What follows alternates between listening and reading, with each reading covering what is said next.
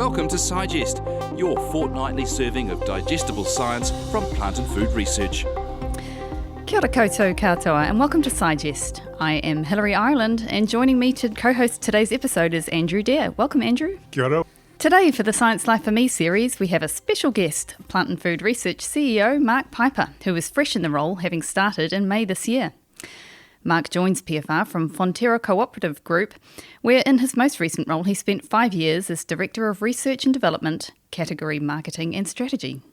In total, Mark spent 30 years with Fonterra, gaining a range of domestic and global experience in various roles, and therefore brings a wealth of experience to the role of CEO. Welcome to the podcast, Mark. Kia ora. So let's take a moment to ask a few questions about you, with the aim of just getting to know who Mark Piper is. Great. So who is Mark Piper when he's not at work, physically or virtually speaking? I probably would categorise myself as being a real family person. So I have the privilege of having 6 children, all as crazy as myself, and a very loving and patient wife. So when I'm not at work, I tend to spend a lot of time with family. That is a big thing for me, both my immediate family and also my broader family. So you come from a big family? I'm actually an only child, but I have a lot of really close friends that I would consider family, and my wife has brothers and a sister. So can you tell us a bit about where you grew up and what you were like as a child? Yeah, it's probably a slightly longer answer to a very short question. So I was born in Wellington. My father was in the Navy at that stage, and he left the Navy a couple of years after I was born. And then my parents had local pubs across the North Island of New Zealand. So I've kind of characterised myself as living between Wellington and Auckland for most of my childhood. When I was 10, we moved to Cambridge, Kimiriti, and that's probably what I would consider more my home base than anything. My mother just left there a year ago. And yeah, I spent a lot of time moving around the North Island. As a child, as an only child, I was always really close with friends and really inquisitive with my parents. We never had sort of conversations that were off the table at dinner time. So good. Yeah, it was pretty cool. And so can you tell us a bit about your educational journey? For instance, what were your preferred subjects at school? Yeah, so maybe if I jump into high school. So I went to Sacred Heart College in Auckland. It was actually a border up here, which I really enjoyed. It was surrounded by people. There's always lots of sports on after school, which was great. And probably my whole schooling from start to finish was always characterised with the same comment of Mark would do better if he applied himself. It was probably never a good thing to say out loud, but it was probably more, I never really found teachers I found some, but groups of teachers that connected with me as well as I'd like. I always enjoyed math, accounting, science, those sort of areas.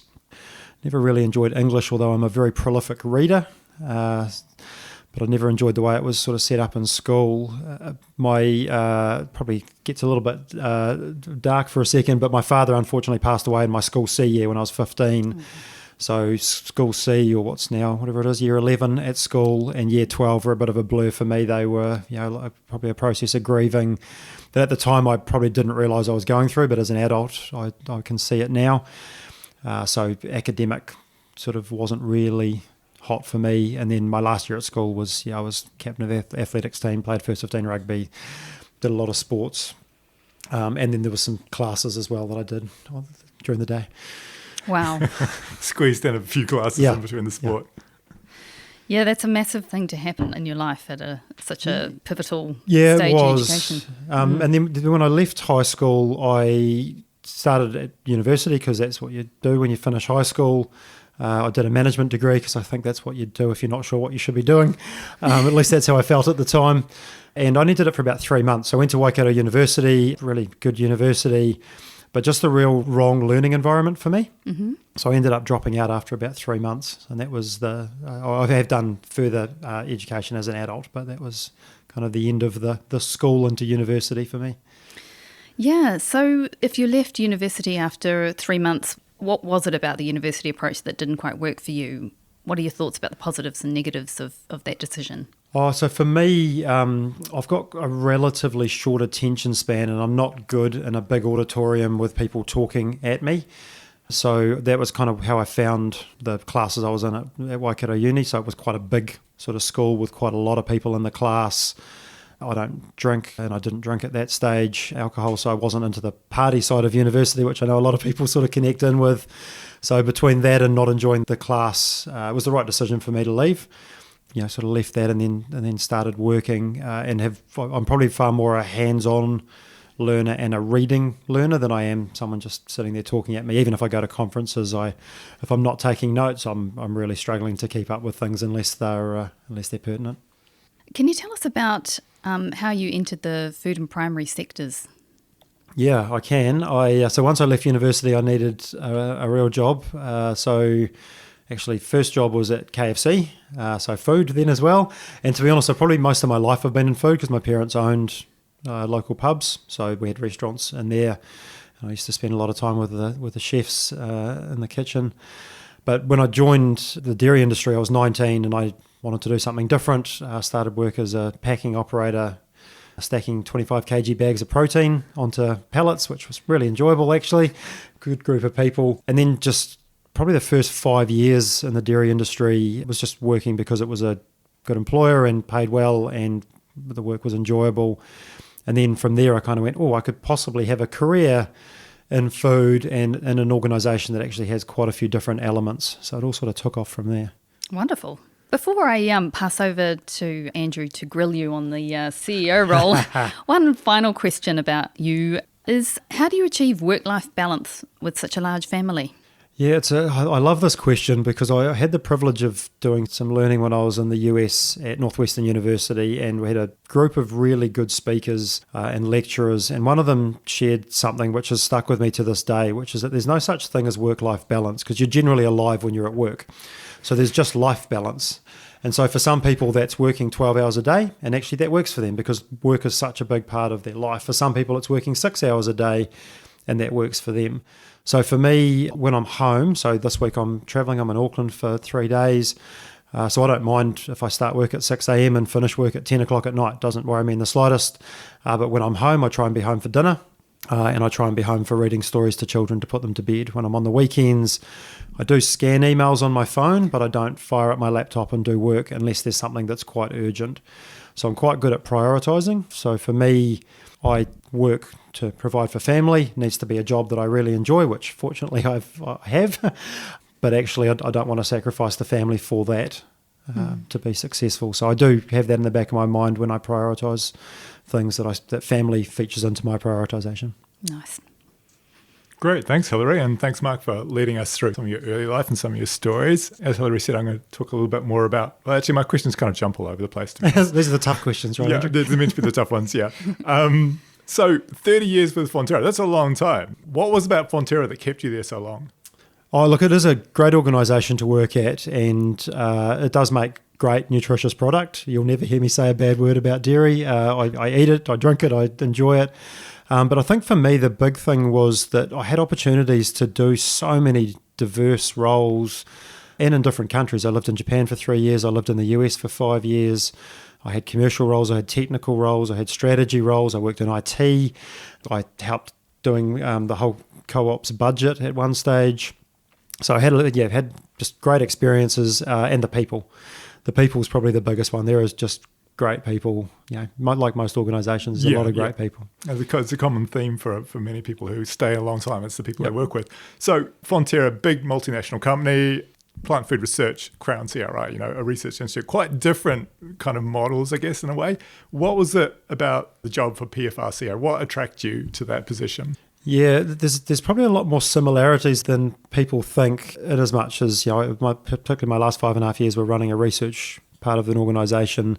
Now come into an organisation where research and science is the priority, which for me is quite energising. I knew David Hughes well. He and I had sat on a board together, so we'd talk at lunch and things like that if we're in board meetings, and was always interested in what he was doing and what PFR was doing on the back of that. So I'd kept an eye on PFR. To be honest, I'd actually thought about applying for the role when Peter Lane left and David came in. I think David was a great choice for PFR, so I'm glad I didn't apply then.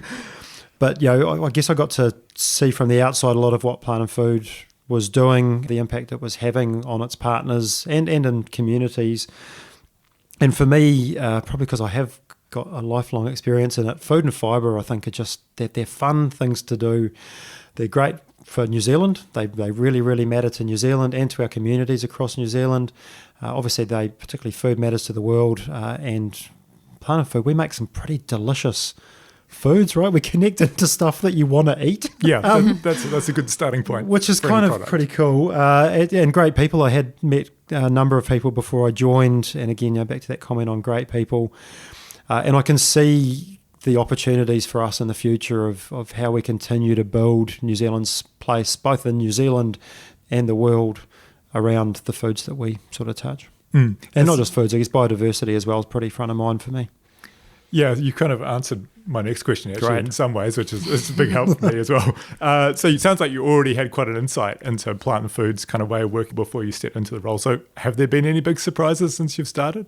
There's probably been some interesting things in as much as I had never appreciated just how broad we are. So just the breadth of things we cover, the number of stakeholders that we have is more than I would have thought, if I'm being honest. I think again, from the outside, you know Planet Food has some expertise in a number of areas. I think that's a given.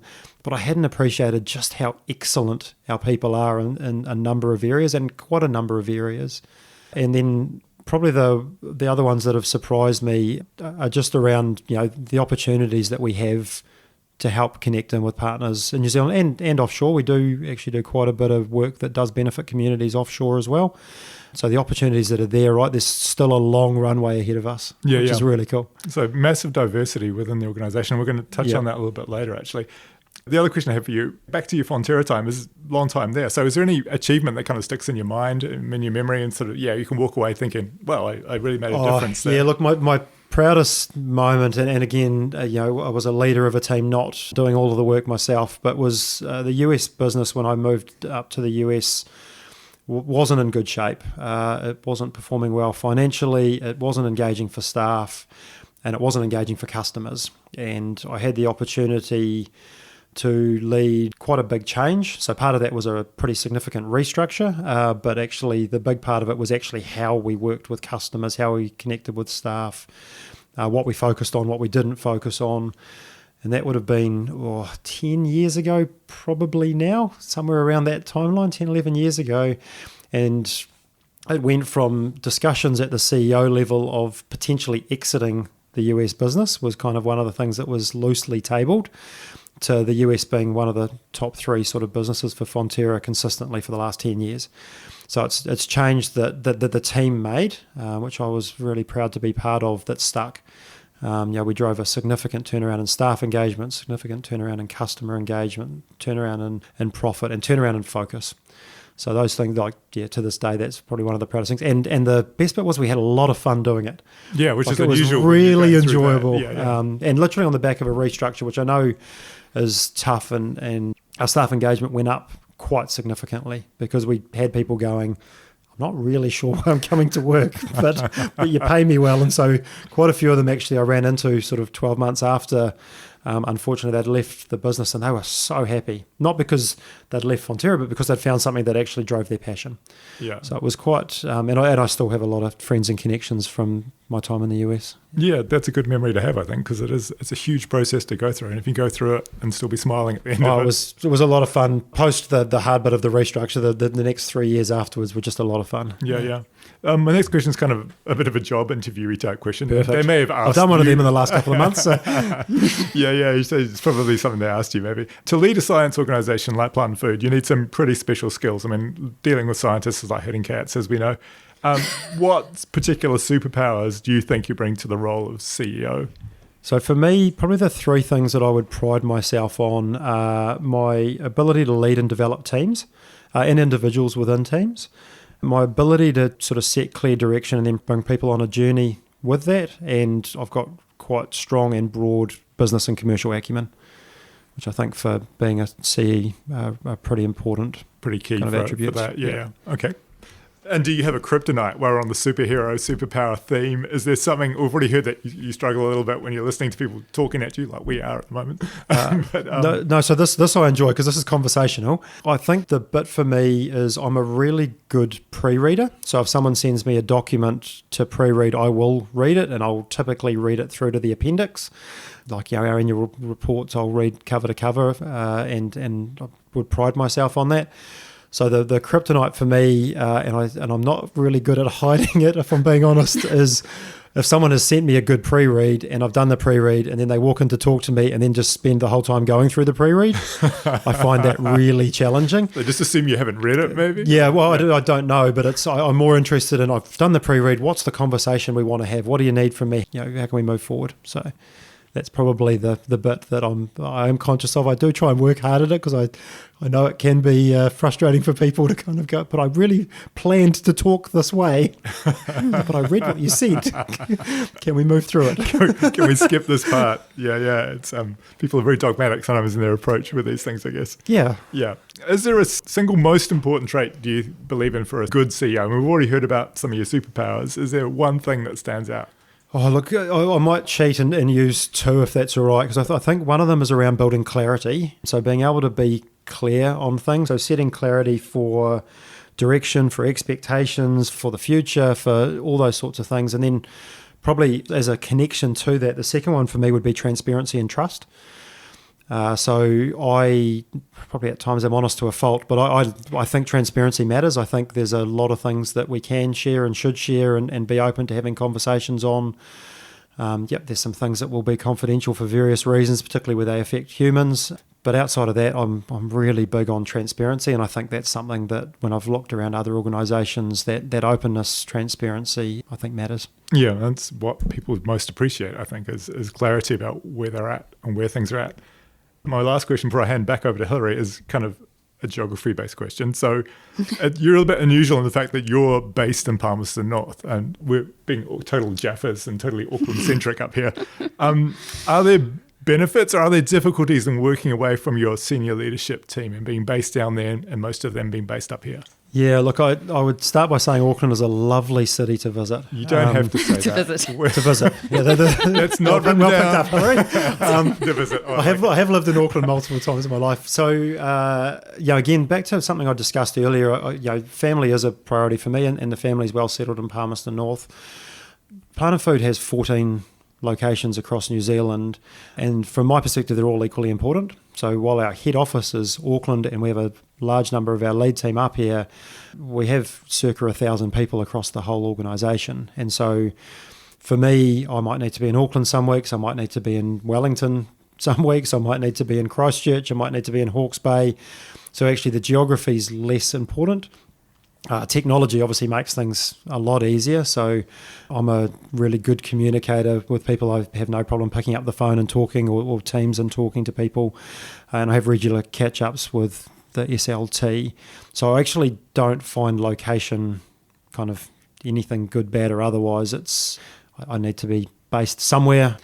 I need a desk and a computer and a screen, and other than that I could be based sort of generally anywhere.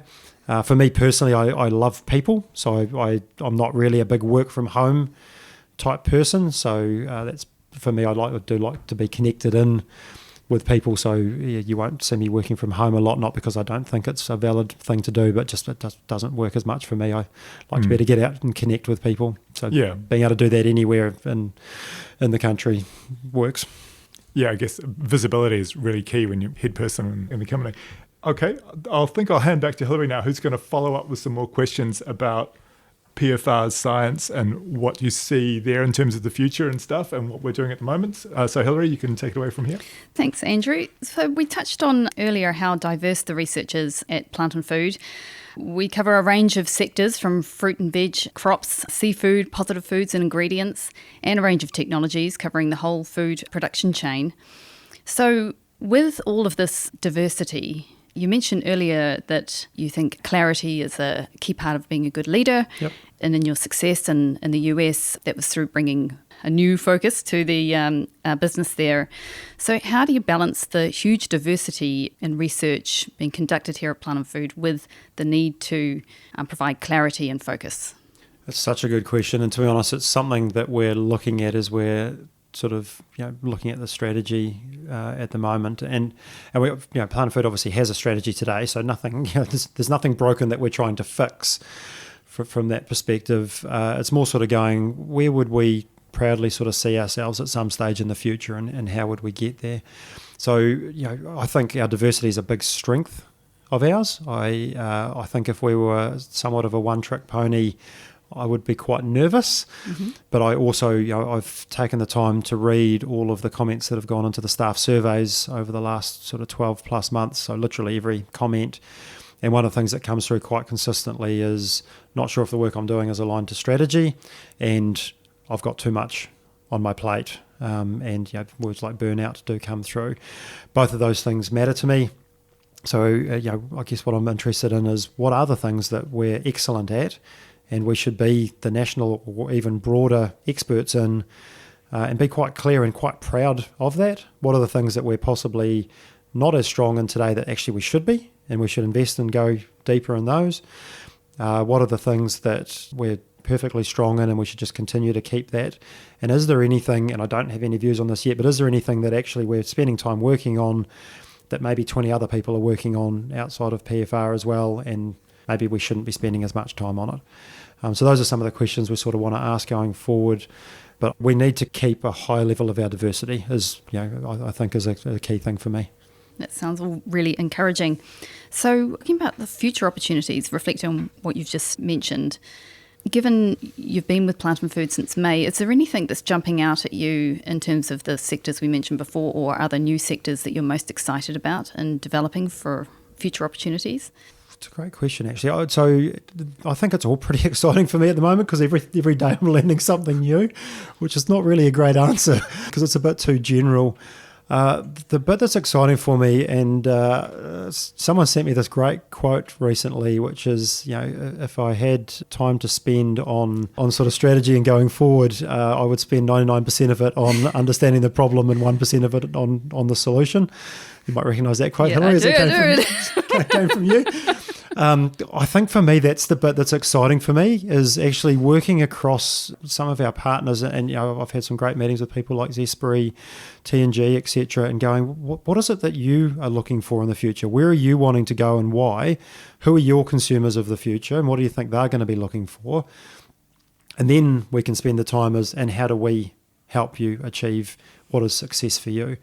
And it's not just the customers, it's the communities we work in, it's all of those sort of things. So for me, that's the bit that's exciting, is I think the world's in this quite cool sort of space at the moment where obviously sustainability, environmental sustainability is quite front of mind, which I know we've talked about it for probably 100 years, but it's really front of mind today.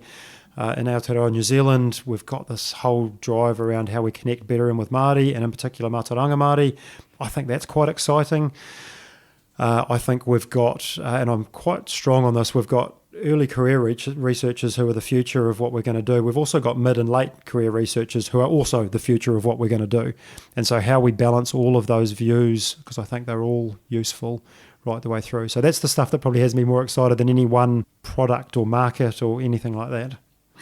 So conversely, what are the greatest challenges you see facing Plant and Food in the future? I think we're obviously going through this process at the moment with Te Ara Pairangi and what that could look like. Possibly strangely, it doesn't occupy as much as my brain as it possibly does others across the organisation.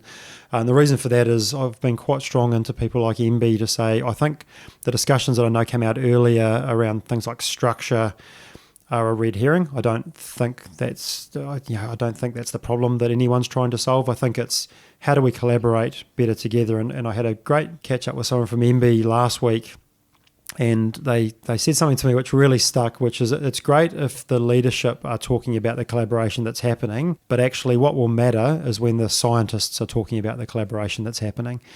And so I think for us that's one of those opportunities in there is, we can talk at a senior level around the collaboration we're seeing, but actually if the people in our and other organisations aren't feeling it, then is it really happening? So that's I think that's one of our challenges is how do we make sure that true collaboration is happening? How do we make sure that we are comfortable operating kind of beyond our boundaries of a structure and doing what are the right things for our customers, for New Zealand, for various other things. So I probably have a slightly weird view on the world in that all of those challenges I just see as opportunities. So I think that's probably quite a big one. Lastly, before I pass back over to Andrew, how do you see modern technologies such as gene editing helping to address challenges, or rather opportunities as you see them? Yeah, I really see sort of science in it, and I guess what we bring to it as being a full toolkit, right? So literally, what are all the tools that we want to have in our toolkit? And so I think it's a discussion that New Zealand needs to have on gene editing. I think it's a tool that should be in the toolkit rather than one that's sitting on a shelf somewhere that you can never access. But I personally, probably not so much as the chief executive, but I personally think that there's things that gene editing is fantastic for. If it can help with biodiversity dieback, if it can help with with things that are going to be impacted by climate change, we should think about it. If it's going to create some bright blue glow-in-the-dark fruit that is going to appeal to consumers, I'm probably less interested personally. That doesn't make me right, but that's kind of my personal view on it. So I think we should have as many tools in our toolkit as we can to solve the opportunities and problems that are coming our way. Thank you. Thanks, Hilary, and thanks, Mark. I'm going to follow up. Actually, this is another kind of plant and food related question, and we're kind of a weird mix as an organisation because we're a mix of commercially driven science and more basic academic research that you're probably more likely to see in a university. Mm-hmm. What do you think is the balance we should try and strike between these two very different research models that deliver different outputs? So I love this question because it's something I do spend a lot of time thinking about. So I think that it all coexists exceptionally well. And to be honest, I think we overthink it, and not just here, actually, in a lot of organisations. So I think it's critical for us to spend time on the short-term urgent. So, for example, flood recoveries and pest incursions, things like that. I think it's also critical that we spend time on what I'd probably call the mid to long-term activity, which is more things that we and partners can see and know needs to be worked on. And then I think it's also critical that we spend time on that relative blue sky kind of, what are the things that maybe no one's quite seeing yet, and maybe partners aren't prepared to co-fund because they're not really sure, but actually we're prepared to take a bit of a risk on. And I know talking to the board, they have an appetite for risk. Things like health and safety, no appetite at all. Things like taking some sort of perspectives on future, yeah, absolutely, we'll do that. And it was Richard Newcomb, actually, when I was talking with him about this similar question last week, was talking about things like investment principles. Would we have investment principles as to how much of our money would divert into those types of areas? And I think it is a three-dimensional kind of lens, right? It's not just the short-term, long-term, it's also the activities that we do across.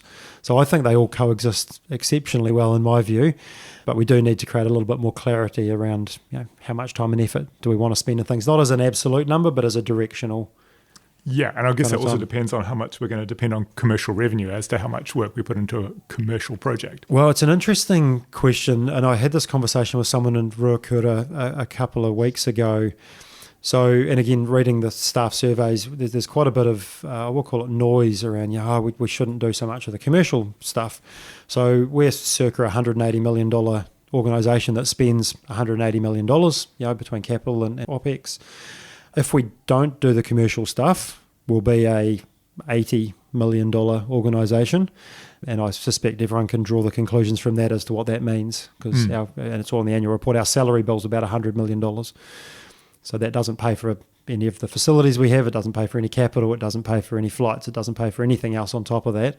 So if we were an $80 million business because we didn't have the commercial lens, yeah, it's absolutely, we wouldn't be the same business we are today. Yeah, that's right. And there's no arguments that it's an incredibly important part, but I guess it's getting that mix, getting the balance right. And that's, I guess that's a tricky thing because there's value in all of them. But and the commercial ones are interesting for me because the commercial ones, we make commercial revenue on them because there is benefit for someone or someone's typically. So we don't generally make money from things that aren't benefiting someone. People don't pay for stuff they don't see benefit in. And so things like royalties, where we make royalties on things like kiwi fruit, we get a very small percentage of what the company is making on that. So kind of, it is all passed through. Yeah.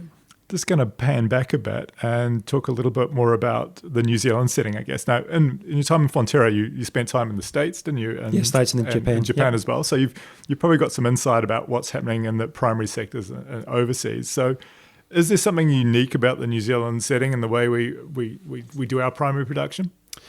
I think New Zealand there's a number of things, I guess. One is that New Zealand is great for growing primary production. So we've got quite a temperate climate. It rains a lot. I'm looking outside now. It rains a lot in Auckland, yeah. But we have quite a temperate climate, which means we're actually really good at growing everything from grass to fruit to trees and kind of everything in between. So that does situate us well. We've got really innovative people and well regarded internationally from that perspective, whether it's people like PFR's scientists that are well regarded internationally at universities and similar type research organisations, through to the people that our customers kind of go, wow, if you're going to work with people, it's great that you're working with some of the people in New Zealand, because there's a lot of great reputation. Surprisingly, or maybe not surprisingly, having spent more than 8 years overseas, the reputation offshore is often stronger than the reputation in New Zealand. So people offshore tend to have a higher opinion of New Zealand's capability in this area. New Zealand tall poppy syndrome? I'm not sure what it is, but yeah, the reputation offshore is good, which is great if we're wanting to work offshore. And I know they get a bit of a hard time, but MPI and the regulations they put in around things like food actually enables us to have a fantastic reputation globally. I know it's costly and complex and all those kind of hard things, but it does actually matter when you go overseas. You don't get as many questions in some of those meetings as the countries do because of the great work that MPI does. I guess another unique feature about New Zealand is, you kind of mentioned this a little bit earlier, is the Mataranga Māori aspect. Do you have any kind of views of where this would sit in a kind of a Western science organisation like PFR? Yeah, it's a funny thing. I probably have quite broad views on this, in that I also have challenges with the word Western science, and that's assuming that there's no Eastern science. Yeah, so I'm not sure where that fits. That's a horrendous way of describing it. So yeah, but that is the common phrase. That's not me trying to pick on you, Andrew. That is the common phrase. But when you look at Mataranga Māori, it's knowledge, right? And so. And it's not a point in time knowledge. So Mātauranga is still being developed today, and in 100 years it will still be being developed.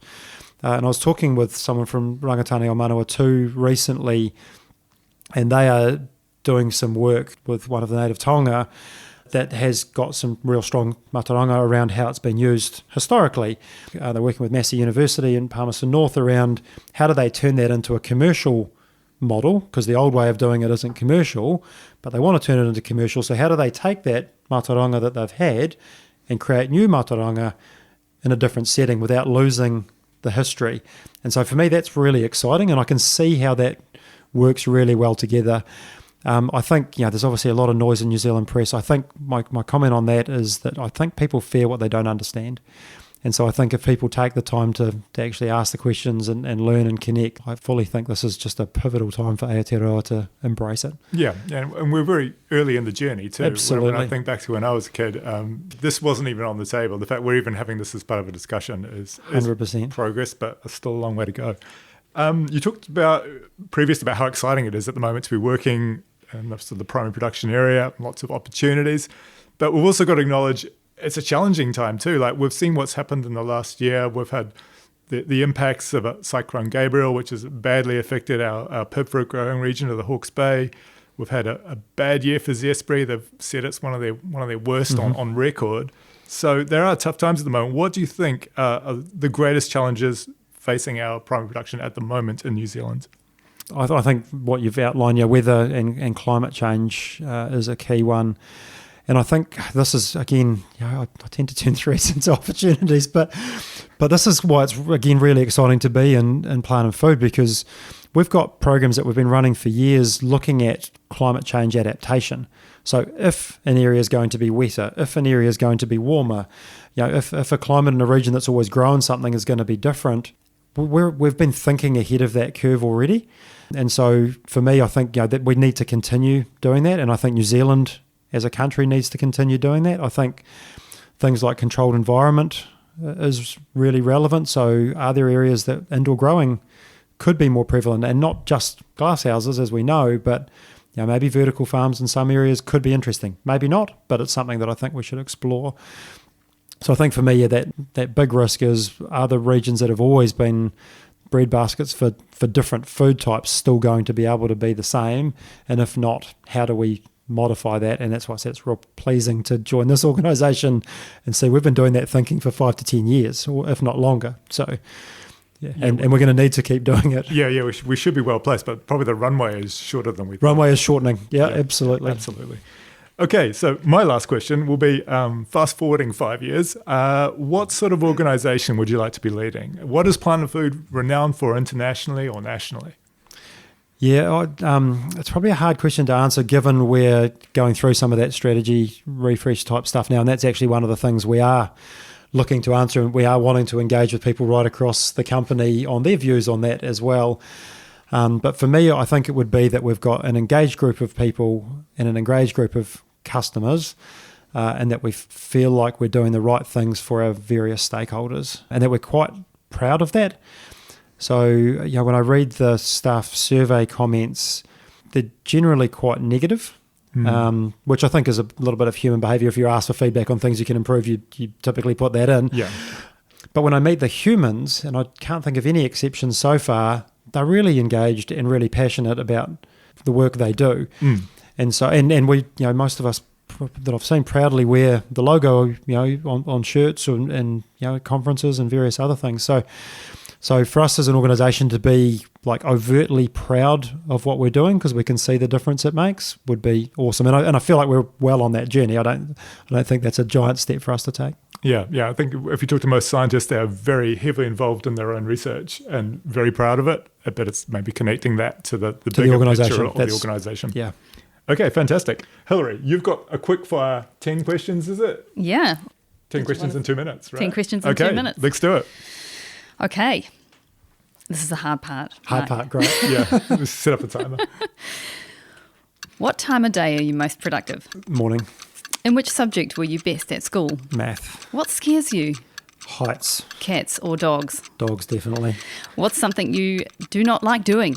Activities that don't have a purpose. What's your favourite hobby? Ice hockey, reading, movies, and family. If you could be any animal, what would it be? A monkey, because they're great problem solvers and they're also a bit cheeky. What is the weirdest thing you've ever eaten?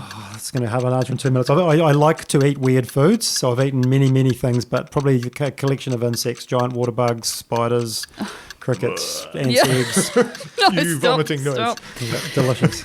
Describe yourself in 5 words. Passionate, energetic, caring, and family-focused. What is success for you? I think it's achieving things that have a positive impact for people. Wonderful. God, you nailed it. No wrong answers. No wrong answers. Exactly. Yeah. Perfect. Phew. It was a test. That's it. Thank you so much, Mark. It's been a complete pleasure talking with you today. Thank you for taking the time to share your story and sharing your thoughts about the future of PFR and its place in New Zealand's food and primary sectors. Kia ora. Thank you. Really enjoyable discussion. Great. And thanks, Andrew, for co-hosting. Oh, thanks for having me. Yeah, thanks, Hilary. You've done a fantastic job. Oh, thank you. And thank you out there for listening. If you'd like to know more about the topics covered on Sigest, check out the episode pages on the Plant and Food Research website. Please also feel free to subscribe to the Sigest channel and rate and review each episode. Why not give it 5 stars? Thank you and mā te wā.